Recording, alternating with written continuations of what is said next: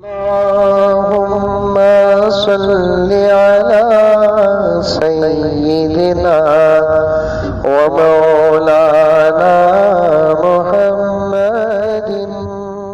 5 اجزاء ہیں، یا یوں کہیں کہ 5 چیزوں سے دین ہمارا مرکب ہے۔ ان میں ایک عقائد ہے، عبادات ہیں، معاملات، معاشرت اور اخلاق۔ ان 5 میں عقائد جو ہے اس کی بہت اہمیت ہے اللہ کے نزدیک۔ عقائد میں کبھی اللہ تعالیٰ کمپرومائز نہیں کرتے، صلح نہیں ہوتی۔ البتہ عبادات کے اندر، اعمال کے اندر جو ہے اس میں کمی بیشی ہو سکتی ہے، اللہ برداشت کر لیتے ہیں۔ بلکہ شریعت خود عمل کے اندر تخفیف رکھی ہے۔ کوئی مسافر ہے تو 4 رکعت کے بجائے 2 رکعت پڑھ سکتا ہے۔ بیمار آدمی ہے، رمضان کا مہینہ ہے، روزے کی طاقت نہیں تو اللہ تعالیٰ معاف کر دیتے۔ معاف کا مطلب روزہ نہیں رکھنا نہیں ہے، بلکہ روزہ چھوڑنے کی وجہ سے کوئی گناہ نہیں ہوتا۔ بعد میں صحت ہونے کے بعد روزہ کی قضا کر سکتا ہے۔ تو اگر مالی کی نصاب نہیں تو زکوٰۃ فرض نہیں، استطاعت نہیں تو حج بھی اس پر فرض نہیں۔ تو عبادات کے اندر اللہ تعالیٰ بہت سے چھوٹ رکھے ہیں۔ نیک اعمال میں بھی گناہ کر کے کوئی آدمی توبہ کر لیا تو اللہ معاف کر دیں گے، بغیر توبہ کے مرا تو چاہے تو اللہ تعالیٰ اسے معاف کر دیں شروع میں، یا تھوڑے دن کے عذاب کے بعد اللہ تعالیٰ مغفرت کر دیں گے۔ تو اعمال اور عبادات جو ہے اس کے اندر بہت بڑی گنجائش ہے، لیکن عقائد کے اندر جو ہے بالکل گنجائش نہیں ہے۔ ایک بال کے برابر بھی اگر فرق ہو جائے سیدھا جہنم میں جانا ہے۔ عقائد کہتے ہیں، عقیدہ کی جمع ہے۔ عقیدہ عربی لفظ ہے، وہ عقدتن سے ہے۔ عقدتن کے معنی گھاٹی کے ہیں۔ عربی میں اصل میں یہ عقیدہ کا لفظ اسی سے نکلا ہے، گھاٹی۔ گھاٹی کا مطلب کیا ہوتا ہے؟ ایک تھیلے میں اگر ہم چاول بھر کر گھاٹی باندھتے ہیں اسی کو گھاٹی کہتے ہیں۔ جب ٹائٹ سے اگر گھاٹی باندھ دیں گے اس کا مطلب یہ ہوتا ہے کوئی باہر کی چیز اندر نہیں آئے گی اور اندر کی چیز باہر نہیں جائے گی۔ تو اندر کی چیز باہر جانا ہو تو گھاٹی کھولنا ہے، باہر کی چیز اندر داخل کرنا ہے تو گھاٹی کھولنا ہے۔ تو یہ ایسے گھاٹی ٹائٹ کر دیا تو وہ چاول جہاں تک پہنچنا ہے وہاں پہنچنے تک جو ہے گھاٹی کوئی بھی کھول نہیں سکتا۔ اسی لفظ سے عقیدہ نکلا ہے۔ اس کا مطلب ہے کہ عقیدہ اس پختہ یقین، اس مضبوط کیفیت کا نام ہے جو دل کے اندر جو بات مضبوطی سے جم جاتی ہے اسی کو عقیدہ کہتے ہیں۔ یعنی گھاٹی کی طرح کہ کوئی خلاف بات بھی نہیں آنا، جیسے اللہ ایک ہے ہمارا عقیدہ ہے، اتنا مضبوط عقیدہ ہے کہ اگر اس کے خلاف کوئی بات آدمی بولے تو باہر سے وہ اندر بھی جا بھی نہیں سکتی، اور اللہ ایک ہونے کی بات، وحدانیت کی بات یہاں باہر سے اندر سے نکل بھی نہیں سکتی۔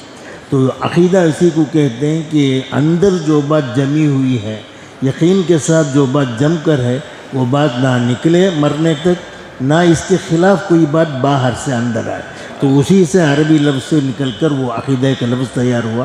تو اس کا مطلب ہے کہ رسول اللہ صلی اللہ علیہ وسلم جو عقائد کی ہمیں تعلیم دی ہے، اللہ تعالیٰ کی وحدانیت کے بارے میں، رسالت کے بارے میں، نبوت کے بارے میں، قیامت کے بارے میں، ان تمام جو ایمان مفصل میں جو 7 چیزیں بیان کی گئی ہیں، ان کے اندر مضبوطی سے رہنا ہے۔ ان کے خلاف جو ہے کوئی بات جو ہے نہ سننا ہے، نہ تیار ہونا اس کے لیے، نہ کوئی ہم کو اس سلسلے میں سوچنا ہے، بلکہ علماء سے ربط رکھ کر جو عقائد وہ بتاتے ہیں ان عقائد پر جمے رہنا ہے۔ آج کل جو اسلام کو دشمن ہے کہ اسلام کو مٹانے کے در پہ ہیں، تو مختلف وہ لوگ اسلام کو مٹانے کے ہتھیار، اسلحہ استعمال کرنے کے بعد ان کی بات سمجھ میں آئی کہ انسان کے، مسلمانوں کے اندر ارتداد، کفر آنا ہے، ایمان چھوڑنا ہے، تو ذہنی اعتبار سے ان کو کافر بناؤ۔ یہ مہم چلتا ہے 150 سال سے تقریباً، کہ ذہنی اعتبار سے ان کو مرتد بنانا۔ نام تو اس کا مبارک رہے گا، مزمل رہے گا، فلاں رہے گا، لیکن جو ہے نماز بھی وہ پڑھتا رہے گا، مسجد کو بھی آتا رہے گا روز، لیکن ذہنی اعتبار سے، قلبی اعتبار سے وہ ایمان سے نکل جائے۔ اس پر وہ بنیادی طور پر کسے استعمال کیے؟ بنیادی طور پر یہ بات ذہن میں رکھ لیں کہ جب تک رسول اللہ صلی اللہ علیہ وسلم کی محبت جو ہے یہ ایمان کی جڑ ہے۔ تو اس محبت میں وہ ڈائریکٹ اسی محبت پر حملہ کیا ہے یہودی نے اور آج کل کی فتنوں نے، کہ جب محبت کے اندر کمی آ جائے گی تو ایمان کا درخت جو خود بخود جو سوکھ جائے گا، ایمان ختم ہو جائے گا۔ اس لیے کافی سوچ بچار کے بعد یہ یہودی جتنے فتنے موجود ہیں وہ لوگ غور و فکر کر کے رسول اللہ صلی اللہ علیہ وسلم کے بعد خلفاء کے دور میں اور خلافت بنو امیہ کے دور میں، اس کے بعد خلافت بنو عباسیہ کے دور میں ان لوگوں نے اس کا گہرا مطالعہ کیا۔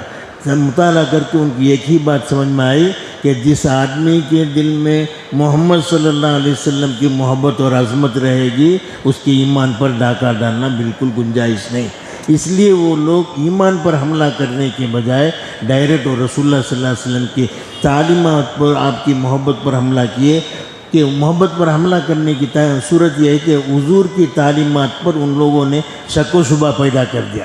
ظاہر بات ہے جب کسی کی متعلق ہم کو شک و شبہ ہو جائے، اس کی محبت دل سے نکل جاتی۔ بولتے ہیں نا فلاں مولوی صاحب کے پاس تم ہر جمعہ جاتے تھے، یہ اب کیوں نہیں گئے؟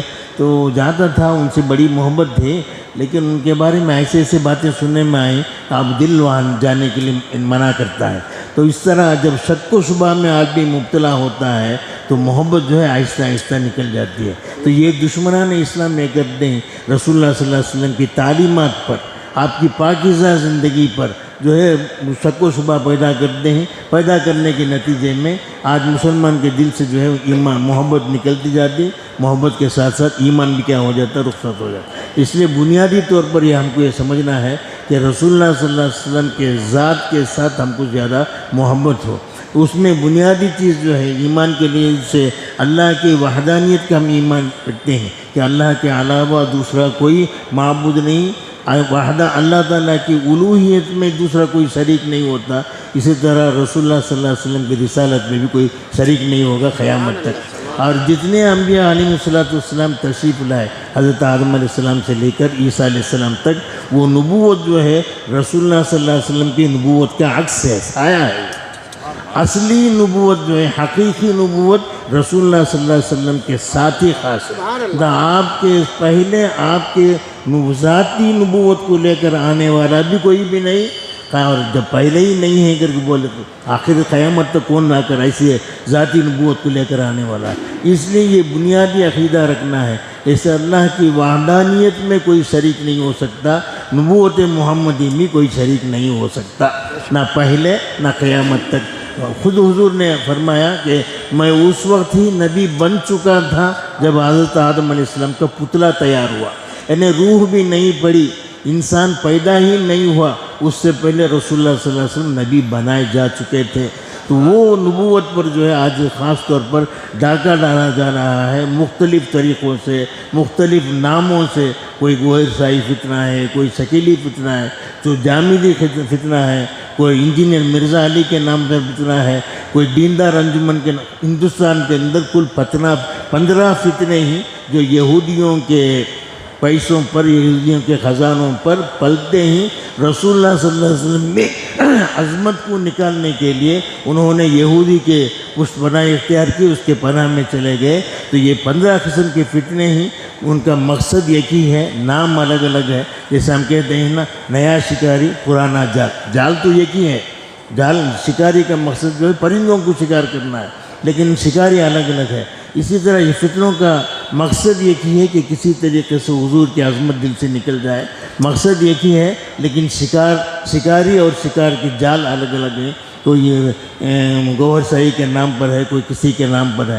تو اس لیے ہم لوگوں کو چوکنا رہنا ہے اور علماء سے ربط پیدا کرنا ہے کہ جب تک علماء کے ساتھ رہیں گے، ایمان کی باتیں جو دل کے اندر رہیں گی، ایمان کے اندر شک و شبہ، رسول اللہ صلی اللہ علیہ وسلم کی ذات مبارک کے اندر شک و شبہ پیدا نہیں ہوگا۔ اس لیے جو بتایا گیا تھا آمنت باللہ و ملائکتی، میں ایمان لاتا ہوں اللہ پر، ملائکہ پر، رسولوں پر کر کے، تو رسولوں پر جو ایمان لینا ہے ہمارا، یہ بنیادی طور پر یہ بات اگر ذہن میں رکھ لیں، انشاءاللہ جو ہے کوئی آدمی، کوئی فتنہ جو ہے آپ کے ایمان پر ڈاکہ ڈال نہیں سکتا۔ بنیادی یہ فرق ہے کہ جتنے انبیاء علیہ السلام تشریف لائے، حضرت آدم علیہ السلام سے لے کر عیسیٰ علیہ السلام تک، ان تمام نبیوں میں اور ہمارے نبی میں بہت سے فرق ہیں، لیکن بنیادی طور پر 2 فرق ہیں۔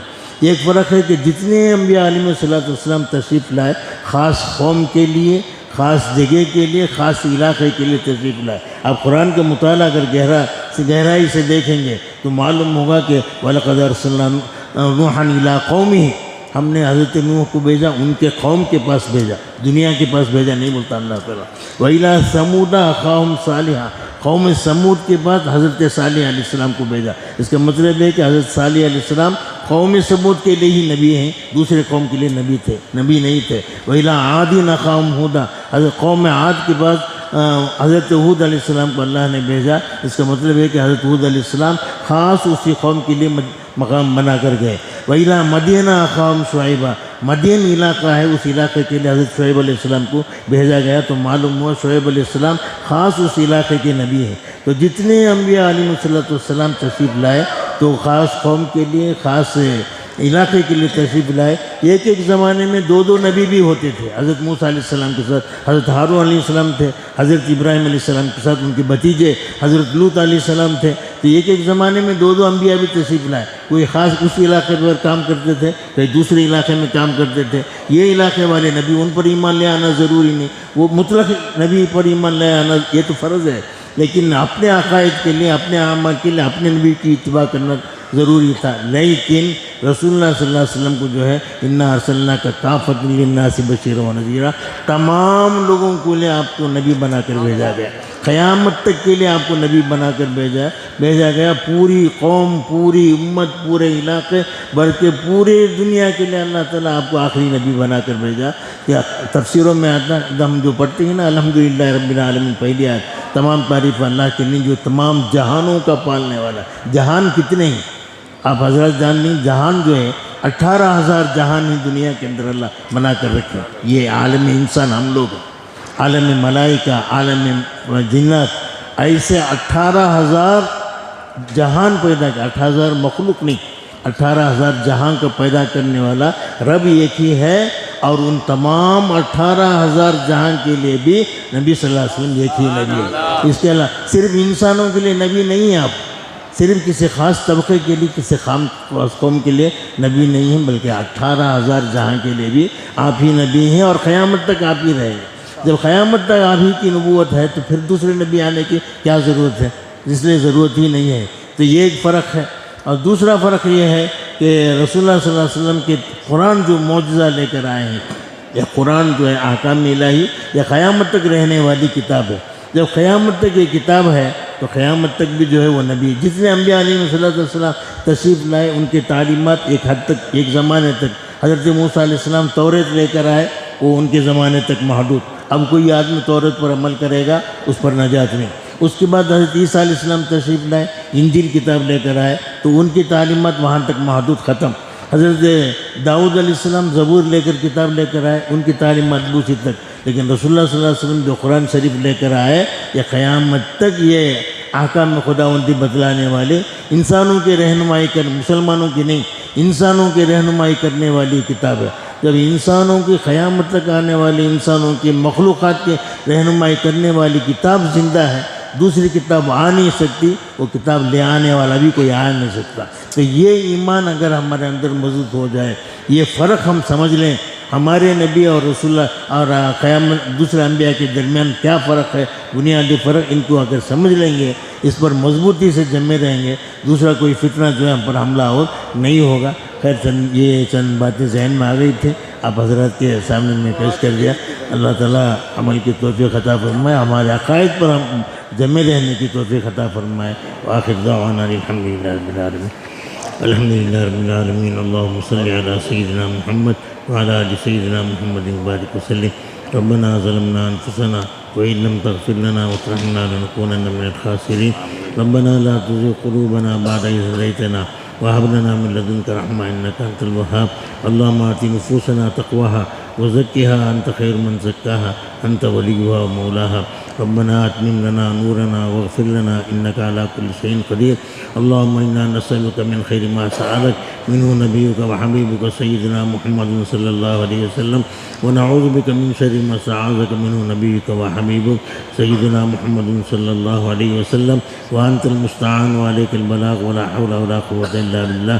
صلى الله تعالى وسلم على خير خلقه سيدنا محمد وآله وأصحابه أجمعين، والحمد لله رب العالمين۔